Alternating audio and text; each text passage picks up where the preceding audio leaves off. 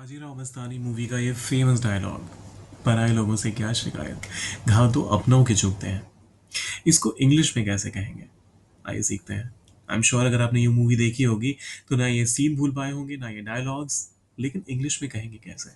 Well, no fear when as for Hindi 1 to 1 is here, जहाँ पर हर रोज आपको कुछ नया कुछ इनोवेटिव तरीके से सिखाने की कोशिश करते हैं कि कैसे आप किसी भी हिंदी वाली चीज को, हिंदी वाले स्टेटमेंट्स को इंग्लिश में कह सकते हैं। तो सबसे पहली चीज जो यहाँ पर आपको ध्यान देनी पड़ेगी वो ये कि पराये लोगों से क्या शिकायत अपने आप में एक कंप्लीट थॉट है।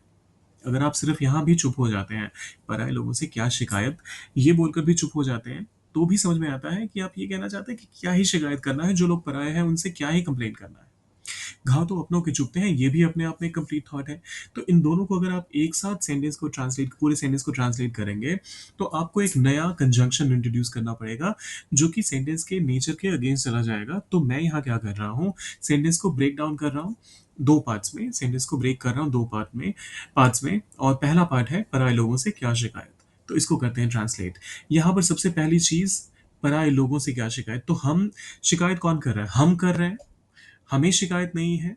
तो इस वजह से यहाँ पर हमारा सब्जेक्ट, अनसेड सब्जेक्ट जो है वो है वी, और उसी के साथ करते हैं इसे ट्रांसलेट। व्हाट कंप्लेंट, क्या शिकायत, व्हाट कंप्लेंट।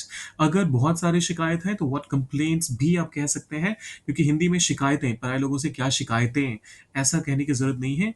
अगर आप शिकायत कहते हैं तभी समझ में आता है कि आपको एक से ज्यादा शिकायत भी हो सकती है। सो व्हाट कंप्लेंट और व्हाट कंप्लेंट्स दोनों ही चलेगा। ये पार्ट तो हो गया sort out. Can we have, क्या शिकायत करना, मतलब क्या इसे शिकायत करना, जो लोग हमारे लिए पराए हैं उनको हम क्या ही करेंगे शिकायत करके। हम ये कहना चाह रहे हैं यहाँ पर, what complaint can we have पराए लोगों से विथ स्ट्रेंजर्स। यहाँ पर ये ध्यान देने वाली चीज है, लोगों से को देखते ही बहुत सारे लोग कहेंगे व्हाट कंप्लेंट्स फ्रॉम स्ट्रेंजर्स, लेकिन इसका मतलब ये हो जाएगा कि पराए लोगों को आपसे शिकायत है। कंप्लेंट्स के साथ अगर आपने विथ का इस्तेमाल किया, तो आप जिनको शिकायत कर रहे हैं उनके बारे में आप बात कर रहे हैं। What complaint can we have with strangers? What complaint can we have with strangers? अब इसी चीज को अगर इमोशंस के साथ कहना हो तो कैसे कहेंगे?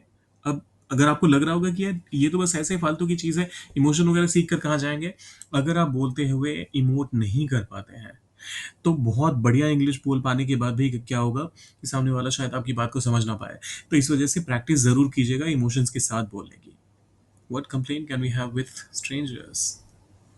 और what complaint can we have with strangers?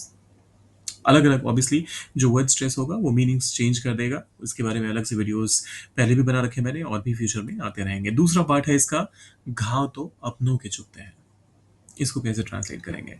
It's the wounds, घाव, इट्स द वुंड्स जो हमारे अपनों के होते हैं, फ्रॉम आर ओन, अपनों के, फ्रॉम आर ओन, जो चुभते हैं, दैट हर्ट।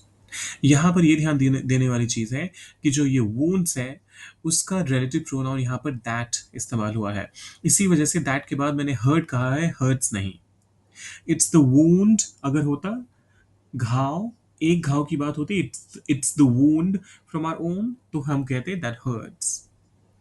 घाव तो अपनों के चुभते हैं, it's the wounds from our own that hurt. It's the wounds from our own that hurt. अब पूरा सेंटेंस एक बार फिर से अगर बोलना हो तो what complaint can we have with strangers? It's the wounds from our own that hurt. It's the wounds from our own that hurt. आशा करता हूँ कुछ नया सीखने को मिला होगा, और जाने से पहले अगर कुछ ऐसा है तो फिर सब्सक्राइब, लाइक और शेयर करके जाइएगा। मिलते हैं जल्दी।